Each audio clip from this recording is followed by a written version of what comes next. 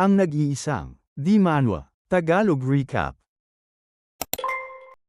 Dahil marami sa inyo ang may gustong ipagpatuloy ang pag-recap ng Murim login ay ipagpapatuloy na po natin to.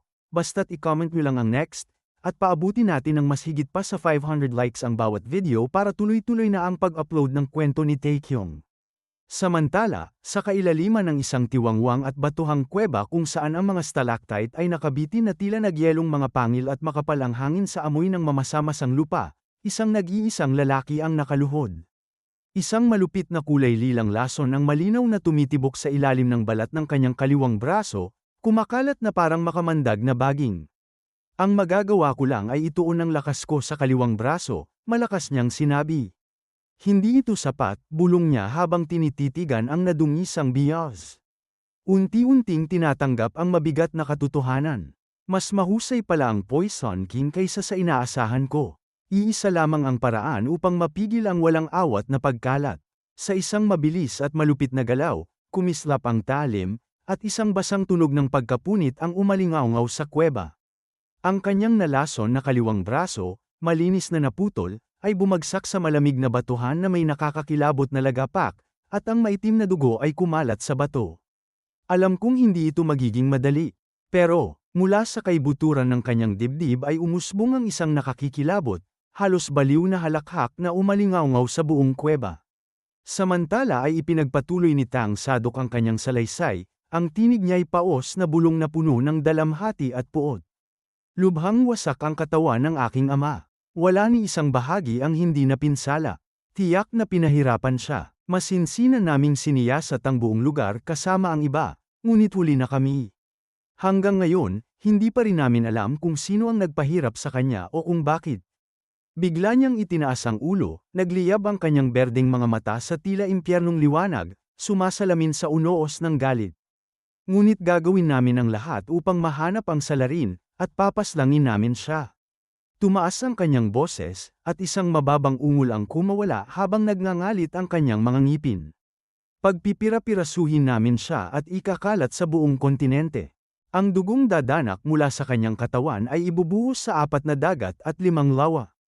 Ang matinding puot sa sumpa ng bagong patriarch ay nagpalamig sa dugo ni Jin Taekyung, kinilabutan siya. Patay na ang Poison King, bulong niya, mabigat ang mga salita sa kanyang dila, at napaupo siya ng bagsak ang mga balikat habang paulit-ulit na umuukit sa isip niya ang mabigat na katotohanan. Biglang may boses na pumutol sa katahimikan. Hindi mo ba alam kung ano ang mangyayari kapag paulit-ulit mong sinasabi yan dito mismo sa loob ng tangklan? Si Jabang yun nakakapasok lang sa silid. Nandito ka pala, sabi ni Taekyung habang tumitingala, ngunit agad siyang sinagot ni Jabang, bantayan mo ang bibig mo. Ayos lang. Wala namang ibang tao rito, kalmadong tugon ni Taekyung. Sinasabi ko lang na mag-ingat tayo. Kinakabahan ako kapag malapit ako sa kanya, mahinang bulong ni Jabang, halatang nababahala. Nanatiling kalmado si Taekyung at nagmasid sa paligid. Kumusta si Moonkyung? Tanong niya. Sumagot si Jabang, nakakwartel siya sa hiwalay na pavilion na ibinigay sa kanya. Abalang-abala sa pagbabasa ng mga tekstong medikal, hindi man lang niya napansin na may pumasok sa silid niya. Sa tingin ko ay doon na siya magpapalipas ng gabi. Marahang tumango si Taekyung bago muling nagsalita, paano naman yung sinabi ko kanina? Agad namang sumagot si Jabang, nagpadala na ako ng mensahe sa branch leader sa Chengdu para magmasid sila sa sinumang kahinahinala. Si Changpong, na tila wala pa ring gaanong muwang sa bigat ng sitwasyon, ay sumingit, na ipadala ko na ang sulat kay Lolo gaya ng sinabi mo. Sa tingin ko ay makakarating ang balita sa kanila sa loob ng 7 araw, pinakamatagal na. Nanatiling malalim ang iniisip ni Taekyung. Magagalit si Tang Sadok kapag nalaman niya ito, bulong niya sa sarili. Pero baka mas malaki pa ito kaysa sa Tang Clan. Kailangan nating gawin ito. Si Gok Mujin, na tahimik na nakikinig sa buong usapan, ay sa wakas naglakas loob ng magsalita. Itinaas niya ang kamay, bahagyang nanginginig ang boses. Pwede ba akong magtanong? Biglang napalingon si Taekyung sa kanya, halatang nairita. Ano yun, Gok? Ngunit may tunay na pag-uusisa sa tanong ni Gok nang sabihin niya, sino ba ang taong nagpahirap at pumatay kay Grandmaster Tang Samun? Kumunot ang noo ni Taekyung at napalitan ng seryosong pag-iisip ang inis sa kanyang mukha. Iyan, sabi niya habang kinukuskus ang ilong, ay isang perpektong tanong. Bago pa makapag-react si Gok, biglang sumugod si Taekyong at kumawala ang kamao niya sa napakabilis na galaw. Umalingaw-ngaw ang tunog ng suntok nang tumama ito sa baba ni Gok. Perpekto para sa bugbog, ungol ni Taekyong habang sunod-sunod ang pinakawalang suntok kay Gok, na napasigaw, "Aray! Ba't mo ako sinasaktan? Kung alam ko ang sagot, sa tingin mo ba uupo lang ako rito?" Ha! Sigaw ni Taekyong. Bawat salita ay may kasunod na suntok. Napatulala sina Jabang at Changpong, nanlalaki ang mga mata. Si Gok, hilo sa bugbog, ay nakasingit pa rin ng, "Pwede mo namang sabihin na hindi mo alam." Umiling si Jabang, halatang buwisit. "Mas bobo pa to kaysa asong gala," bulong niya. "Kung kilala na ang salarin, sa tingin mo ba ay hindi pa kikilos ang Tang Clan?" Pilit bumangon si Gok mula sa sahig, nagliliyab ang mga mata sa galit. "Ikaw ang pulubing namamalimos sa tabi ng asong gala." Idinura niya. Nanlaki ang mga mata ni Jabang sa galit at pagkabigla. "Ano?" Sigaw niya, nabasag ang boses. Sobra ang insulto, tumama sa pinakasensitibong bahagi. "Ano, mali ba ako?" Balik ni Gok, matigas pa rin ang tono. Si Jabang, ngayon ay nagngangalit at handang makipagsuntukan, ay sumigaw, "Ininsulto mo ba ang sekta ko?" Biglang nagkagulo sa silid. Napatalon si Changpong at napasigaw ng, "Wow!" Namilipit ang mukha ni Taekyong, nagngit-ngit ang kanyang mga ngipin habang nanginginig ang katawan sa pagpipigil ng galit. "Hindi, ikaw lang ang iniinsulto ko," sagot ni Gok. "Ako ang Beggar Sect, tanga ka ba?" Sigaw ni Jabang pabalik. Si Changpong naman ay biglang humalakhak.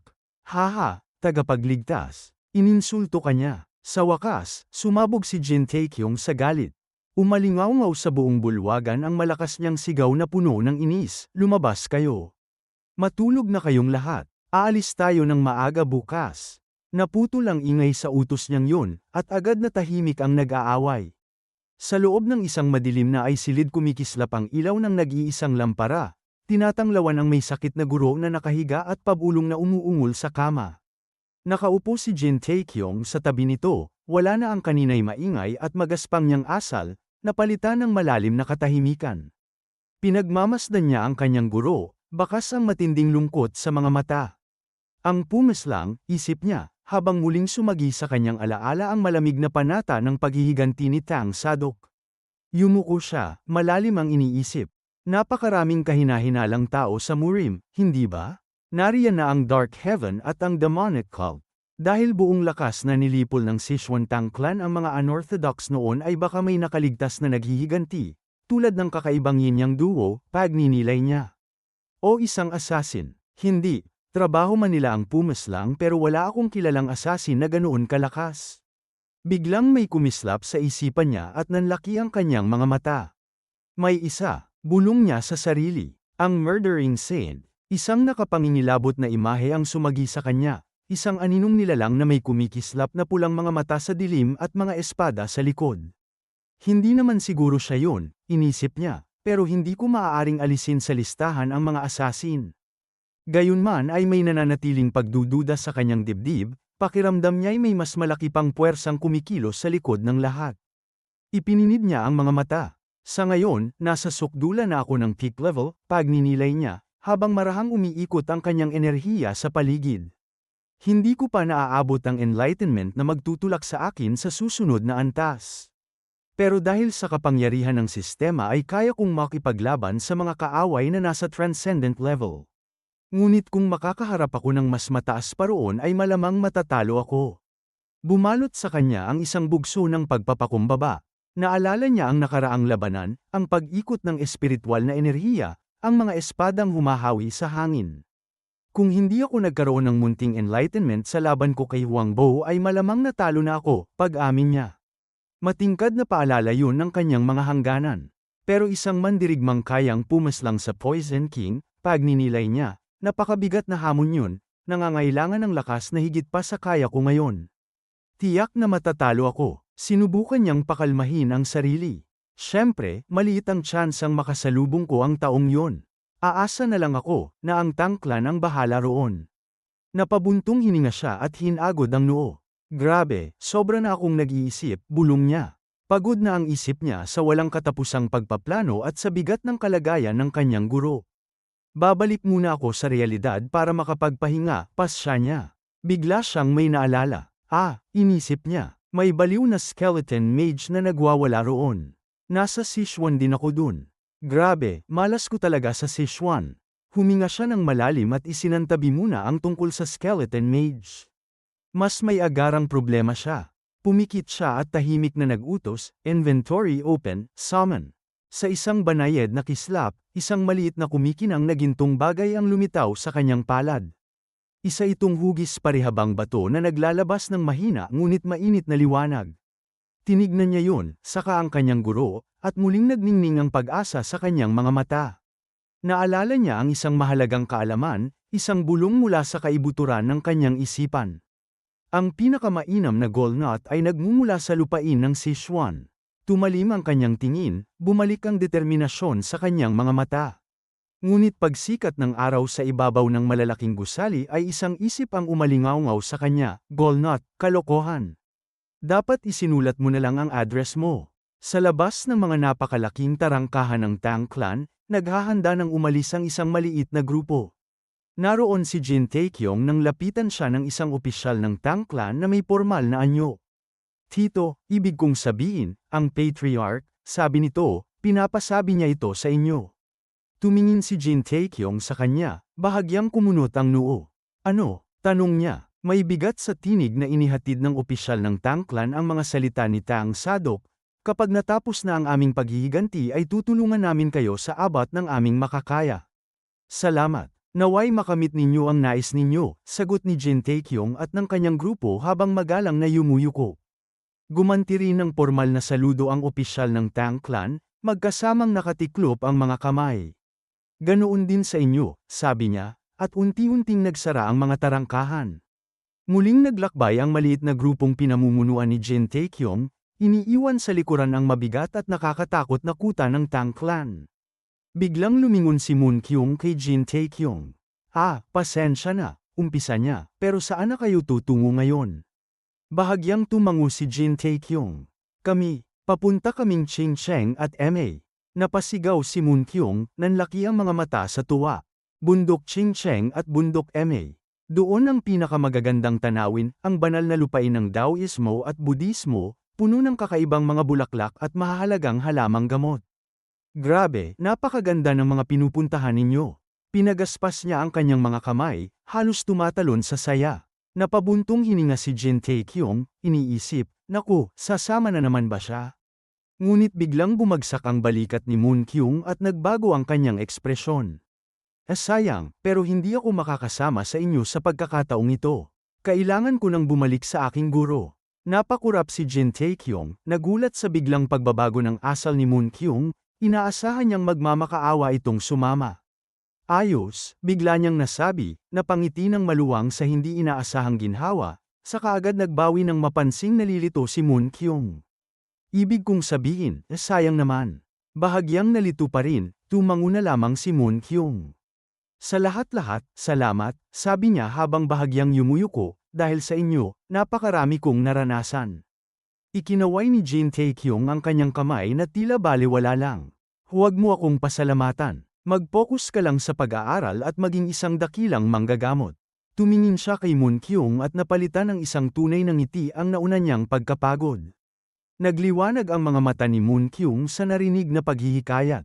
Tulad ng Divine Physician, tanong niya, may pag-asang bakas sa tinig. Oo, tulad ng Divine Physician, pagtitiyak ni Jin Taekyong habang lumalambot ang kanyang tingin. Sa sandaling yun ay nagkaunawaan sila nang hindi na kailangang magsalita. Kumaway ng paalam si Moon Kyung, may bahagyang pananabik sa mga mata bago tuluyang mawala sa paningin. Bumalik na tayo at magtungo sa Chingcheng, mariing pahayag ni Jin Taekyong.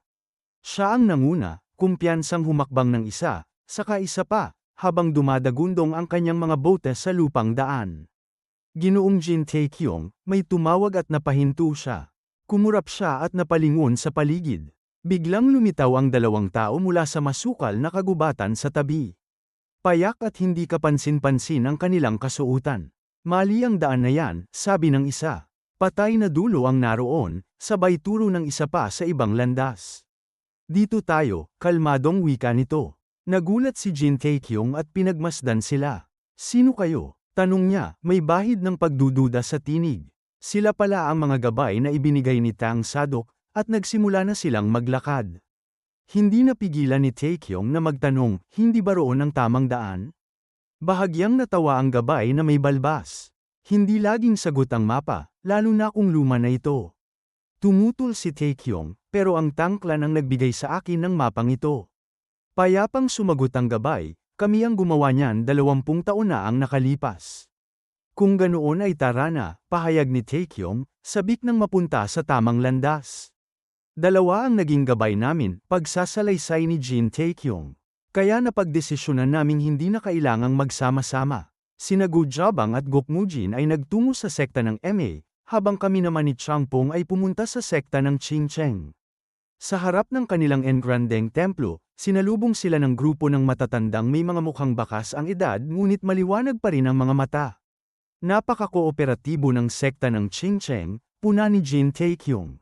Hinaplos ng isang matanda ang kanyang balbas at ipinaliwanag, inutusan kaming tulungan kayo sa abot ng aming makakaya sa paghahanap sa Divine Physician.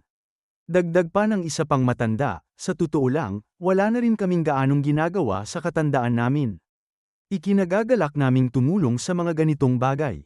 Nagningning sa pasasalamat ang mukha ni Taekyong at malalim siyang yumukod. Salamat. Maraming salamat po. Napatawa ang matanda at iwinagayway ang kamay na tila balewala lang yun. Haha, ginagawa lang namin ang nararapat. Pero saan ba tayo dapat maghanap? May luha sa gilid ng mata, sumagot si Jin Taekyong, sa lahat ng lugar. Ha, anong sabi mo? Litong tanong ng matanda. Sa buong Sichuan, paglilinaw ni Jin Taekyong.